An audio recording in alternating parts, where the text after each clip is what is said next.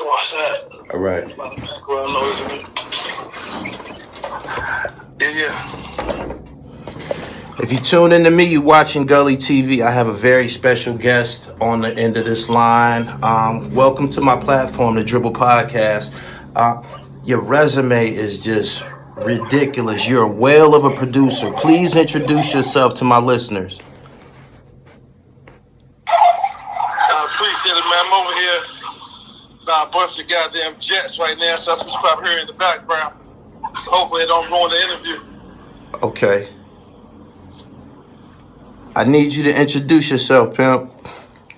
Oh, man, I'm Bink, Norfolk, Virginia, born and raised. Moved to New York in 95. Known for my work with, critically acclaimed work with Jay-Z, but done a ton of other things as well. What exactly was the whale of a record that you did with Jay-Z? I seen you did a lot of work with Rockefeller, but what was your signature record with Hov?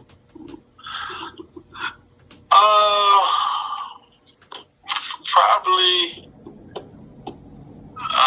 You, Me, Him, and Her would probably be the one. Oh, the squad joint, the posse joint. Yeah, Oh, that's my shit. Yeah, okay. Two of them. You, Me, Him, and Her, and 1-900 Hustler were both records that really made some waves for me. Okay. Let's talk about Norfolk before we get off into this hip hop thing. What inspired you to do hip hop, and what was it like breaking into the industry from Virginia? Probably like yourself. I'm born in 72, so I pretty much grew up with hip hop. You know what I mean? So the first time I heard Rapper's Delight, I was sold. You feel me? And then once Run DMC hit the scene, it was a rap. I was all in at that point. So the culture just totally consumed me, from the breakdancing to the dressing, Kangos and all that stuff. Like, I never did the graffiti thing, but as far as everything else, I was totally consumed by the music and the culture for hip hop. Right. In the 1980s, where the guys from Norfolk, Virginia, where did they go to assemble the hip hop crowd? Where did y'all assemble at? In the 80s, we had our little, your little breakdance crews and shit, with your bone boxes and your linoleum, trying to find somewhere to breakdance at. Like, we all went through that phase. Right. Probably always ended up in the basketball court. You know what I'm saying? For the most part. But it used to be a club called Chuck E. Cheese, man. Not a club, actually. The Chuck E. Cheese, a pizza place. All right. On Friday, they would take all the tables up and put a DJ in each room and, give free pizza and put credits on the video games. And that would be the place to be every Friday night. Okay. So that's where all the breakdance battles took place at, and trying to holler at the chicks and all that type of thing. But that's really where the hip hop culture started for us. At Chuck E. Cheese. So how crazy is that? Wow. Okay. When did you decide that production was gonna? Did you go through the the doors of being an MC or an artist before you got to the production part? Well, I went through the DJ thing first. Okay. That was my bread and butter. You know what I'm saying? So I did like all the major parties around Virginia. Back in the day, like everything pretty much going on in Norfolk, I had it locked down. So I used to do mixtapes also. So that's when I was DJ Bink Dog at the time. So, I would rap on my mixtapes and shit like that. But once I really went down that rabbit hole of production, I really kind of lost the whole thirst for rapping. I just wanted to focus on the music. So I never really, chased that dream or aspired to be an MC for real. Right. But I could have been, you know what I'm saying, to be honest with you. But I think my strength was the music. In a prior conversation we had, we spoke about a legendary club by the name of Club Royal Blue. I was way too young to ever even know what that looked like, but I know it was always on the radio and it always seemed to be popping. And I used to just paint, a picture in my head of what this place looked like. Can you tell my listeners what Club Royal Blue was like? Royal Blue was on Little Creek Road back in the day. I used to DJ on Royal Blue, actually. Soul Ranger was running Royal Blue back then, and I think it was Saturdays, and it was like just another spot like Virginia. One thing about Norfolk, we had a whole bunch of hole in the wall spots that eventually would get shut down because of some type of shooting or some crazy shit going on. Is that's kind of like what I assume Royal Blue to be? Was that what that was, the spot where niggas was getting popped and shit at?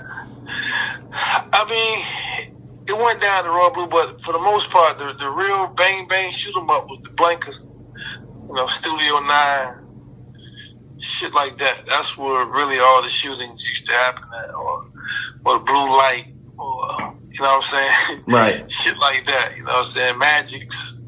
What type of taste in hip hop did Norfolk have when you were DJing at Royal Blue? I came to Norfolk in 1987 and 88, and I heard different music down there that I wasn't exposed to. Like I think I heard house music for the first time down there or something like that.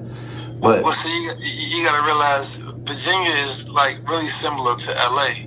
So there are a lot of people that live here that aren't from here. Right. You know what I'm saying? So because of our military influence, we have so many people from so many places, bringing different types of music down here that you normally probably, like you say, you wouldn't hear. So that's how I got exposed to shit like Spice One and, DJ Magic Mike and, the go-go scene. Like, a lot of DC people down here because they went to Norfolk State, Hampton.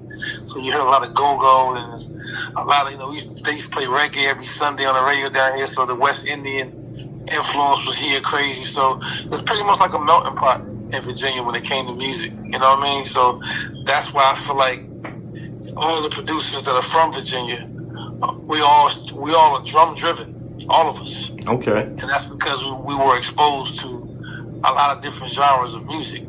So we could do more than just one thing. You know what I mean? Right.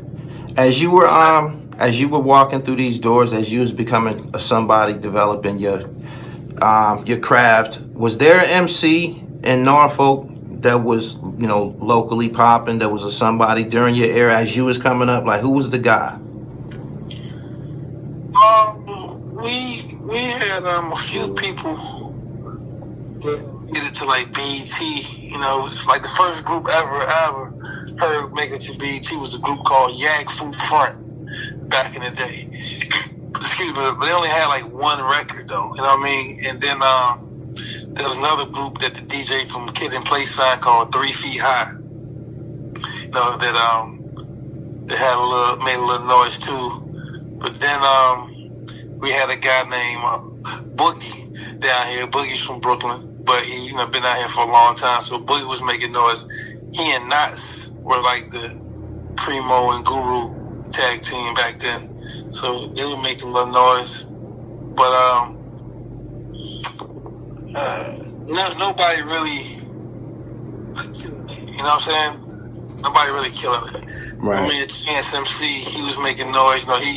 He was with Teddy. Teddy recognized him and put him on like BLACKSTREET record. And I don't know if you remember the group Black Girl. He was on that record as well. So that's like some of the first people that I've seen to really get commercial, success. You know what I'm saying? Right. Beyond just a mixtape. You know what I mean? Right. So once you felt that you were prepared, what ultimately led you to go to New York City in 1995? I mean, I was like, we don't really have a serious culture down here like that for music like LA and New York had. You know what I'm saying? And I was fortunate enough to have a relationship with Mr. Cheeks from the Lost Boys. You know what I'm saying? He used to live down here. for a while, and when he was down here, you know, we both had OGs that was getting to that bread. You know, Buck and L used to move Cheeks around. You know what I'm saying? I don't know if you remember Buck and L. Buck and L was Puff's old partners. You know, they had a company called Butt Naked back in the day, and my man was Lil D from Detroit, and they was getting money out here. You know what I'm saying? So they introduced us together, and me and Cheeks hit it off, and we always had a relationship while he was down here. He would come to the crib and we would, do beats at the house and try to record shit. But it wasn't until he left and went back to New York, and that's when the Lost Boy movement kicked off. You know what I'm saying? I remember hearing him on New York Undercover one night. I'm like, yo, I know this fucking voice. Like, who is, like, I know this voice. Right. And it was Cheeks. And I was like, oh shit. And that shit just made me feel like it was just that much closer for me to get it. You know so when you heard him on New York Undercover, y'all had already had some records that y'all did together? Yeah, but when you first starting, bro, like, you do a lot of whack shit first. You know what I'm saying? So right. I wasn't really ready then, but I was sharper than my blade. You feel me? So he was up there getting beats from Easy Mo B and Clark Kent and shit like that. Like, these guys, seasoned.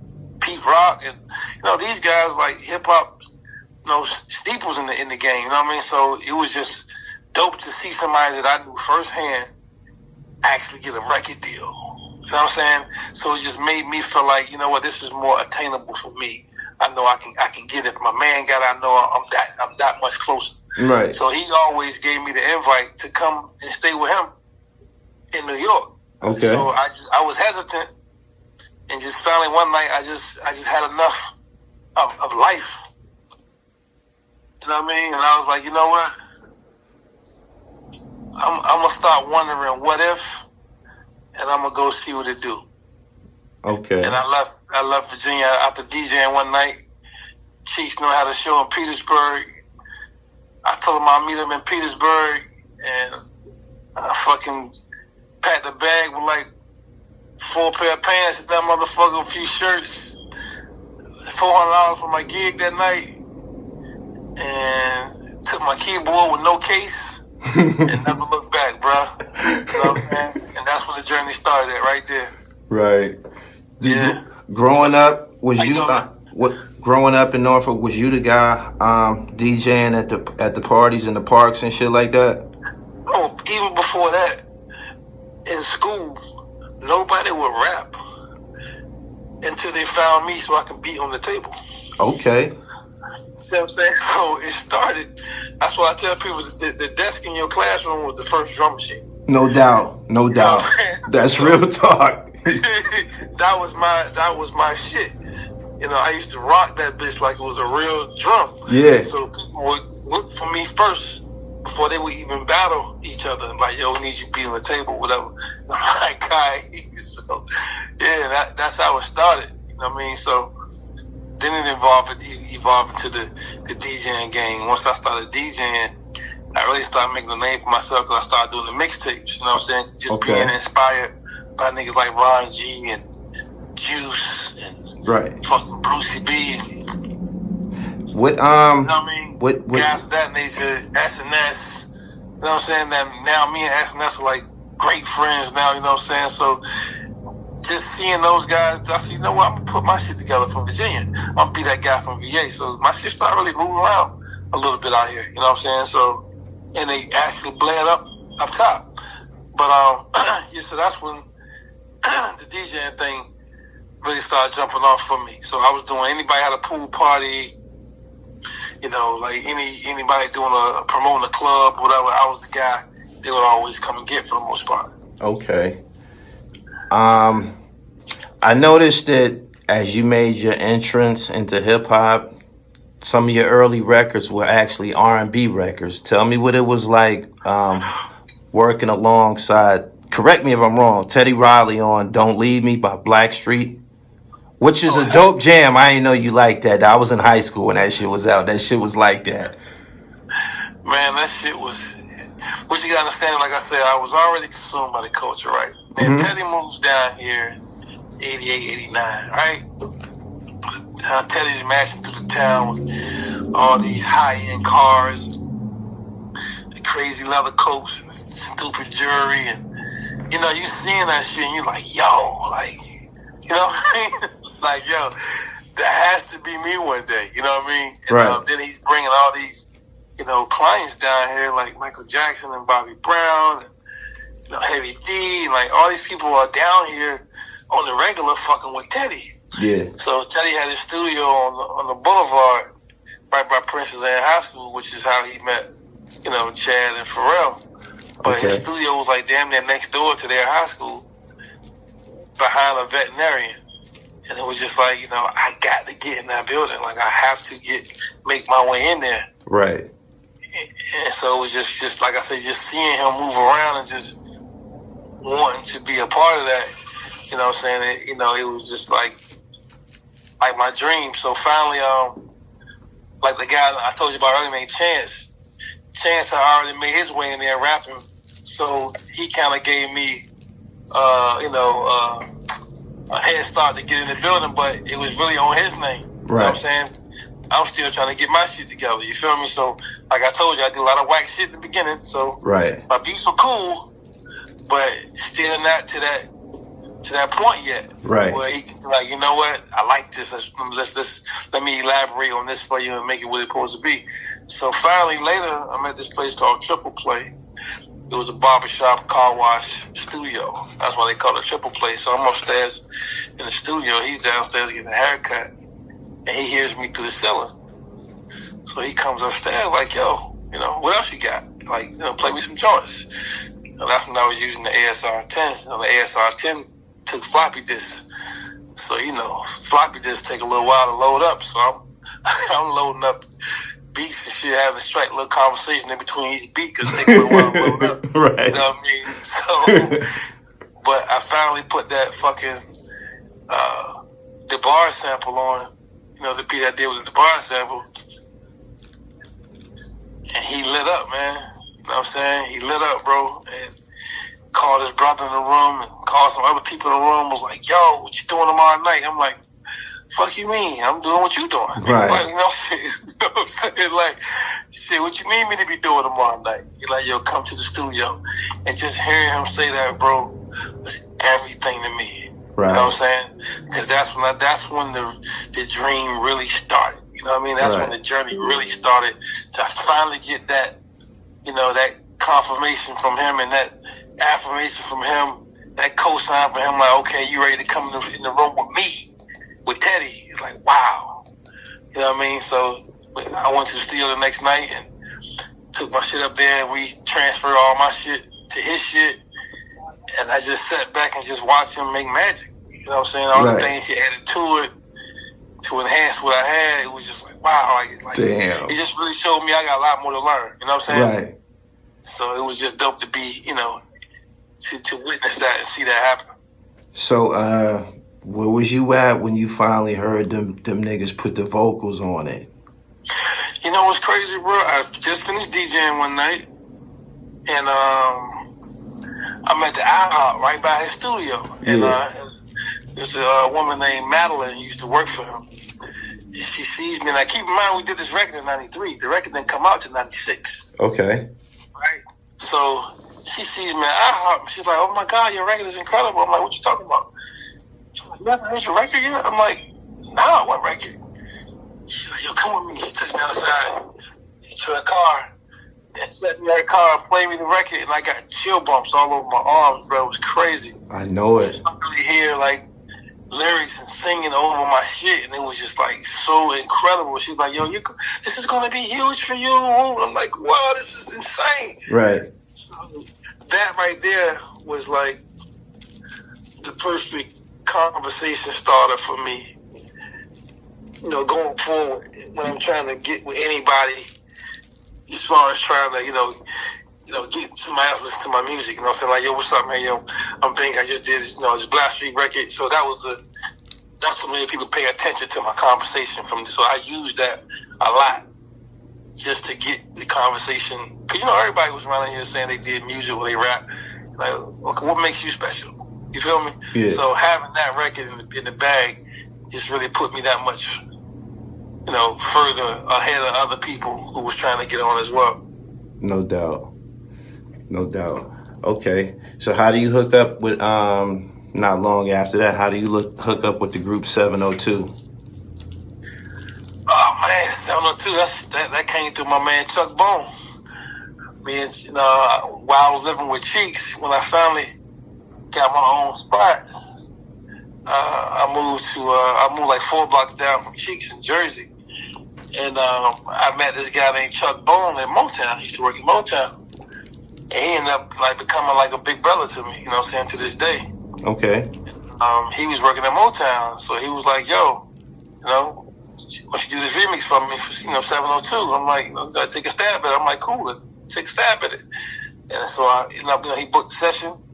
He came in there with my keyboard player and shit, and we knocked the shit out, and they loved it. You know what I mean? So that's how that shit played out, and that's how I ended up being with 702 going to Chuck Bone. Was that the first time that they actually like put your name next to the actual song? Because I remember, I'm looking at this, I remember seeing Bink Dog mix on, I don't know, maybe CDs or some shit like that. Right. Yeah. Yeah, it probably was. You know what I'm saying? Because I think Chuck's name was up there too. But, like saying, at that point, I'm paying dues, I'm trying to get right. So I'm like, I'm taking the how it's coming. You know what I mean? And I think that was the first time that I really got credited like that in that way. Right. That was probably. What you're a whale of a producer. You were probably one of the bigger guys, production wise, who's ever been on my show. You got some real freak fucking songs, my man. And like we would be here for days talking about your shit. What I'm gonna do is try to select all of the whales, and you got several. You got several. You got several. You got to tell me what was going through your mind. I'm from Pennsylvania, by the way. You made Ride for my niggas. I mean, Ride by for Beanie Siegel. Yeah, for sure.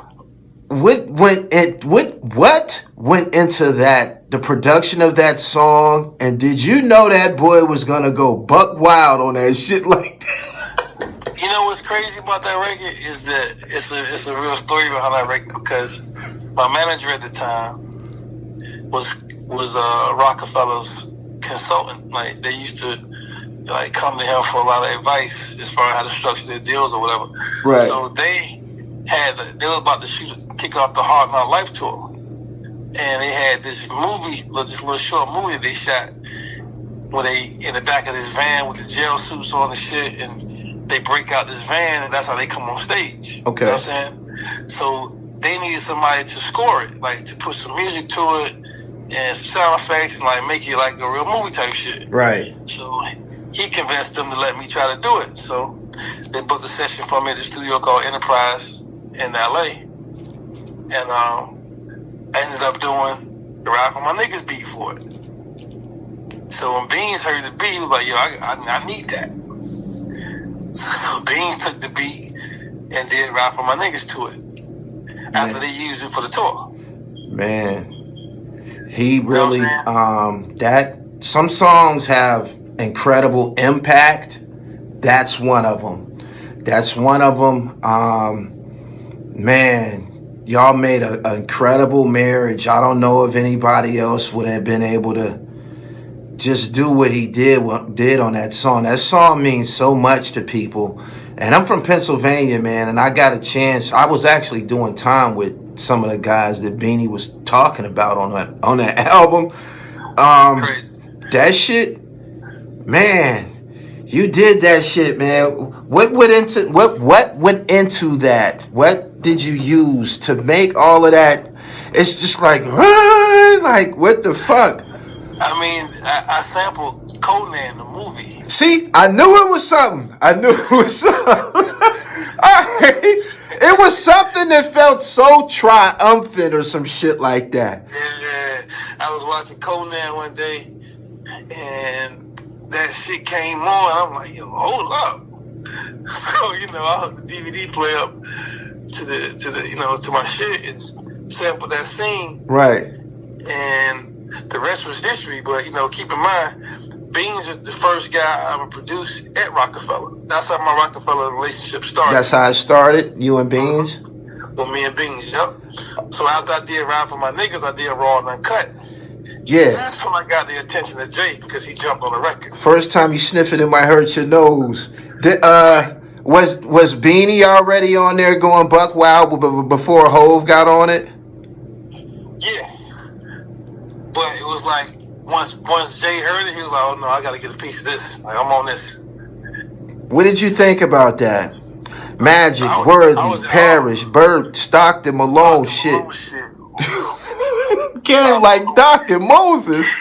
Yeah, like he went nuts, and they tag team on that bitch like EPMD, like they killed it. You know what I mean? So I really, really thoroughly enjoyed how that came together. You know what I'm saying? But once again, this was my time when I caught the attention of Hov. So I knew it was only a matter of time before I did some shit for him. You know what I mean? So what was the first one that you actually did for him? Was it on the Dynasty album, 1-900 Hustler? Yes, sir. You, me, him. We did You, Me, Him, and Her first. Okay. And I was actually, because I'm actually the first person to ever record in bassline. Like I cracked the seal on bassline. You know what I'm saying? Malik Sealy gave me a tour of that studio, rest in peace, before he passed. Oh. And OG Juan was the one running it. That was his partner. So me and Juan got super cool. He and his wife, and like I was their first official check from a record label. I gave them from Electra Records from Sylvia Rome. Right. I was working with Mocha for Missy. So I gave them their first 30-day PO. And I was in there doing that beat for Mocha, and I'm in there, and the beat is, I got a beat playing super loud. Like, keep in mind, the A room wasn't open yet.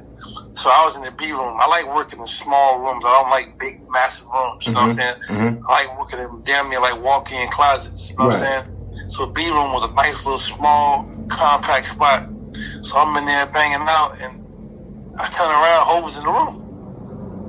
You know what I'm saying? Because after the A room got finished, Rockefeller immediately locked down the A room. You know what I'm saying? So he heard me in the hallway. Right.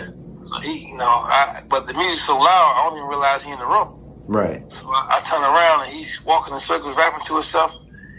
And I stopped the beat. Like, no, don't stop the beat. So turn the beat back on, and he started. So now he's like when Hov rap to himself, sometimes he impress himself, and he'll start laughing. You know what I'm saying?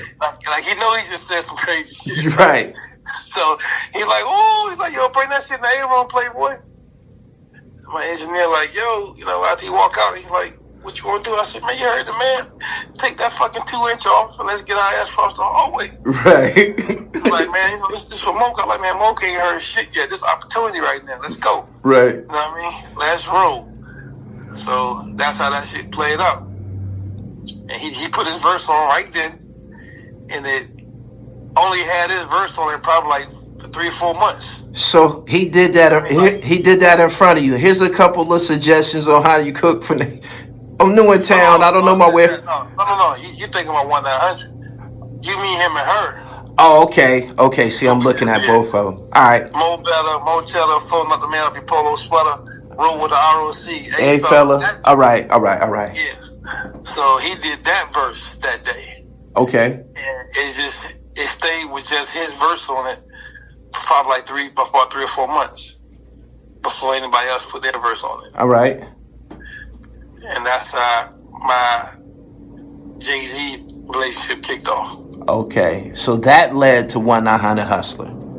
Yes, sir. Okay.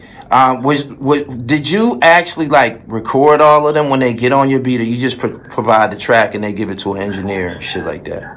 No, Guru always recorded all the vocals for the most part. That was his thing, you know what I mean? So there was another guy before Guru, but once Guru came in, there was a rap. So Guru recorded all Jay's vocals all the time. Okay. You was running with The Rock as they were like basically taking over the whole fucking game, and you was making bangers for them niggas, man. What was your nights like in the club? I know you had all the bitches.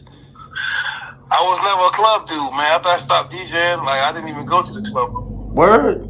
Yeah, I went every blue. You know what I'm saying? I went every blue. It went down when we did go. Yeah. But I never really was a club guy after that. Okay. Tell me about making Play Around for Little C's. I love that joint. You killed that. You got some shit. I'm telling you, you got some shit. I mean, again, this is when I first got my first place, and I moved into this duplex, and it was a apartment upstairs. It was still vacant, and my basement apartment downstairs. And I'm like, yo, I gotta get somebody. I know to move in here because I know I'm gonna be too loud with these beats. For some white guy to move in here and be bitching about the music and shit. So I convinced Chuck Bone to move upstairs, and then my man Chuck Jr. moved downstairs. So now we got the dog pound. Okay. You know what I mean? So around this time, my manager Jay Brown and Stevie J formed a company called J to J Enterprises at the time, and they were signing, writers and producers and shit like that. So I met Jay Brown at the Tunnel. It was a SWV video shoot. And I met him at the video shoot, and I used to always walk around with a Walkman with my beats. So I gave him my Walkman, like, yo, go check my beats out, just bring my Walkman back. You know what I mean? And he came back trying to get me to a publishing deal. I was like, nah, I don't want a publishing deal yet. So he's like, okay, well, how about management? I'm like, yeah, let's talk about it. So he brought me to the table with Stevie J, and they signed me to J Enterprises. And Stevie J had the Hit Factory on lock at the time, 54th Street. So it's like, damn it, as soon as I signed with Stevie J, I give him that beat, to shop or whatever. And he had like a little bass line on it too. And then they called me probably about 2 a.m, man, like, yo, C's and Kim in here, man, recording to your shit. I'm like, what? They're like, yeah, they ain't recording to the joint. I'm like, oh, that's crazy. But my whole reason for even signing to Stevie was to get at Biggie. That was my whole play. To get close to Biggie? To get closer to Biggie. Okay. You know what I'm saying? And once Kim jumped on the record and Puff jumped on the record, I was like, I know I'm in there. Like, I'm gonna get that. I know I'm gonna start producing for Big. It's only a matter of time. You know what I mean? And, you know the story after that. Not too long after that, he was gone. But that was my whole reason. Objective. For even, right. Aligning myself with Stevie. Stevie was the guy at the time. You know what I mean? He was the guy at the time. He was doing massive shit for Biggie and a ton of other people. Right. So I knew my beats would get heard through him. Did you know Harv Pierre to be an artist at the time? Nah, not at all. But I remember that I Dare You record they did. Okay, yeah, that was Black Rob. Yeah, the Black Rob record. And I remember when people used to go to Cancun, it was that one year they went to Cancun, and I kept hearing this story about they was at the club in Cancun, and Puff and them premiered that record there, and they said they played that shit probably like 10 times straight. So that's when Harv came to life. Okay, no doubt. I like I'm just going right through your resume, man. Girls All Pause by Nate Dogg on the Corrupt album with Roscoe and Nate Dogg. That shit was fire. Nate was killing that shit, man. Tell me about that record. No, that was my, to this day, that's like my LA brother, Corrupt. You know what I'm saying? Me and Corrupt got really close. You know what I'm saying? Back then, we hung out a lot. And so in turn, like I said, my manager at the time was working at Elektra Records. So Nate Dogg was signed to Elektra. So that's how we ended up, linking up together. But what happened was my manager went in Corrupt session with my beat tape, like a little DAT, my beats like that. Right. And he played some beats for him in his session. And he rapped to one of them right there on the spot. You know what I mean? It was called Trilogy. It's like he rapped like damn near 100 bars straight. You know what I'm saying? Mm-hmm. And what happened was we had a session scheduled at Sigma Sounds in Philly, and he wanted to redo his vocals, and I'm like, nah, don't touch them. Like, they sound great. Like, don't even fuck with it. So he's like, well, damn, you know, we got 3 hours of studio time left. What we gonna do? And we did Girls All Pause in that 3 hours. Like, just like that. Doom. Yeah, because Nate was there, Roscoe was there. We were all together. I liked the video and everything. I fuck with that joint, man. That joint got heavy play on MTV back then and shit. Yeah. So we knocked it out, you know what I mean? And, you know, came out. And the crazy shit was that record didn't get no burn on the East Coast at all. Right? Yep. None at all. So I'm thinking that, you know, this is just whatever. It was a cool record for I did with Corrupt. I go back out to LA to work, and we go to the club. Yeah. That motherfucking record came on, bro. Boom. So, this is when I found out it was a Crip Walk anthem. Oh, shit. Anthem, bro. The club went nuts. Niggas Crip walking like shit. I'm like, oh, I got chills again. Wow, like they really fucking with this record out here. Right. Like that's like an anthem in LA. Interesting. I like that joint. Why was A+ a recipient of so much production from you? Did y'all have y'all obviously had to have some type of chemistry or relationship because y'all did a lot of work together. Like again, that was like early. You know, he was on the same label the Cheeks was on, Universal. Yeah. And they were both managed by the same person. You know what I'm saying? Charles Sue was managing Cheeks and A+ at the same time, Proof Home Entertainment. So my man Light, he used to be in the group called the Bush Babies. Jamal, he was working for Kadar Massenberg at the time, and that's who A+ deal was with. So, you know, I used to be at Universal all the time, and I told Kadar that, you know, I would do the whole shit. You know what I'm saying? Well, practically the whole shit. And he was like, yo, let's do it. And that's how I ended up doing probably about 5 or 6 joints on that album. Yeah. Shout out to A+. No doubt. Would it which do you prefer to do, R&B or hip hop? I noticed that you did basically a lot of both. You even got an unreleased track with Aaliyah. Yes, you know, me and Missy did together for her. Me, Missy, and rest in peace, my man Bryson. Just been around the world. It's crazy record. Crazy record. But I to be honest, I would rather do R&B. Oh yeah? Yeah, I'd rather do R&B. But, you know, I love hip-hop too. But that's why I incorporate so much R&B elements to the hip-hop. You know what I mean? No doubt. Damn, man, you got so much shit, man. Legendary shit. Do they have a way of acknowledging producers with such an extensive catalog like this? Like, you got a very, very fucking star-studded catalog, my man. Yeah, it's too much to cover, man. We couldn't cover this shit in a week, man. Like, this is too much. You do a part two or something. Yeah. But no, you know, everything was very strategic. You know what I'm saying? My motto has always been quality over quantity. You know okay. So I'd rather do 3 dope joints than 10 okay joints. Yeah. You know what I'm saying? How'd you hook up with Rick Ross? The Santorini Grease joint, that's my shit. You know, that started way before Santorini Grease, actually. Yeah. I met Ross probably in 04, 05. You know what I'm saying? We had hired him to write for Edgy Martinez, another artist that was signed to Elektra. Yeah. And we was out in Miami working with her, because a lot of people don't know Ross used to write Katrina. Okay. So they hire him to write for Edgy Martinez.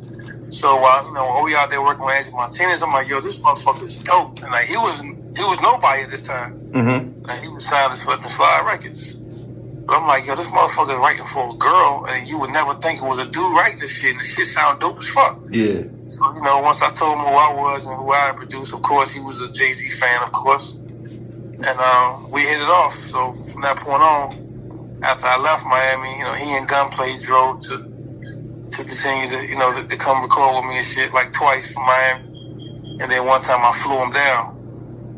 And then he hit me a couple of months later, like, yo, like, I think I got one. And he emailed me, hustling. Yeah. I immediately, my man Pizzo was the program director on at Hot 92, I think he was at. And we sent it to him, called him on three-way, and he started blasting that shit off that day. And that's how our relationship really kicked off. Damn. Man, you got so much shit, man. Tell me about making Just For You for AZ, which actually prompted this interview. I said I should be the one to run through your resume and your accolades, man. After hearing that shit was so fresh, and we needed that. Tell me about making that record for A. Well, me and A met back, 20 years ago. You know what I'm saying? I did a record with him and Beanie called That's Real for this soundtrack for this movie called Bink. Okay. It had Usher in it, you know what I'm saying? So that's when we started, kicking it from there. We got super cool. But we reconnected, recently, and I was just like, yo, man, like I really feel like, I think I could bring something to the table for you, change shit up a little bit. I'm saying, because like AZ, like how many people is ever mentioned next to Nas other than AZ? Right. It's not many. So I'm like, yo, like let's lock in and see what we can do. And Just For You and Bulletproof came out. So we want to lock in again too as well. I love Just For You. That's that was a breath of fresh air. I love the video. What you think of the video? Yeah, dope video. Everything was dope. Like I said, everything came out dope, man. Like he was way overdue for one of those. Right. One of the early times that I spotted you in the internet age was on a documentary it was a documentary about Rucker Park, actually, and shit. Tell me how you ended up hooking up with Rucker Park and being, the soundtrack for the Street Ballers. My man Wayne Swanston, man, that's like one of my best friends.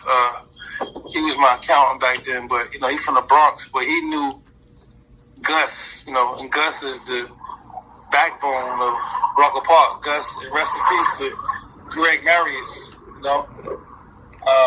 they introduced me, Wayne introduced me to Gus and Greg, and we hit it off, you know what I'm saying? We got real cool and shit, started going to a lot of games uptown, and they finally started coming with this idea of trying to do maybe like a soundtrack for the DVD.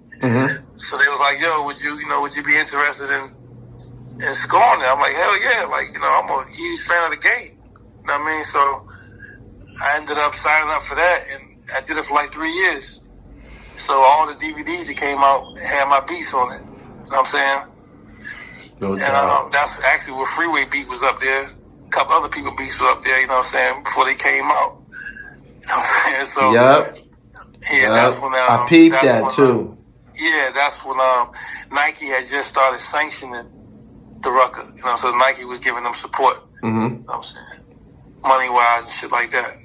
When you was up there for them 3 years, who was your favorite player? Who was the guy? Oh man, shit. It was a few people. Fucking of course, my man who ended up playing with Miami Heat. That's my man's name, man. Who, Skip? Yeah, Skip to Malou. Half man, half amazing. I'll Be Right Back. Black Widow. Like, it was a few people, man. Escalade, rest in peace. You know what I'm saying? And that crazy, that whole time I did not know that Mark Jackson was his brother. She was crazy. Oh, Escalade and Mark Jackson. Yeah. Yeah, I didn't know they were brothers, but yeah. Shout out to Queens. Yep. Yeah, that was some of my favorite players. And a whole lot of game. Whole lot of game was dope too. Whole lot of game in fucking Vince Carter when that didn't go to his gym one night. It was oh, you was at that joint. I seen that video. That was a legendary joint. You was in there when they lit it up? No, I ain't go that night. That's what's crazy. I'm mad I missed that. Right. I never caught a Gaucho's game. It was always at the park. Okay. No doubt. Bink, man, you've been incredible, man. I just wanted to touch on some of your accomplishments. A again, that record with AZ is incredible. A lot of this other stuff, man, you would require a part 2 and a part 3 to get all of this shit off, man. Like you gotta be one of the hardest working producers I've encountered easily. Just trying to stay consistent for the most part. They got listed as instruments. Your instrument the MPC 2000 drum. That's your weapon of choice? Yeah, that was a lie. You know what I'm saying? I don't know who did that. I would never touch the 2000. I'm an MPC 3000 guy. I still bring them down. Yeah. 2000 was a knockoff.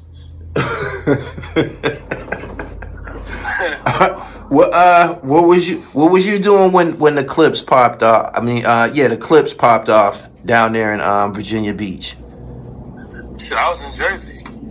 Okay. How did you feel about that, seeing Virginia Beach actually get, maybe mainstream hip hop recognition before Norfolk? I mean, I was happy for him because, it was long overdue because we've been such a producer-driven town. Right.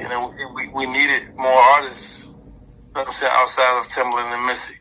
So it was just dope to see.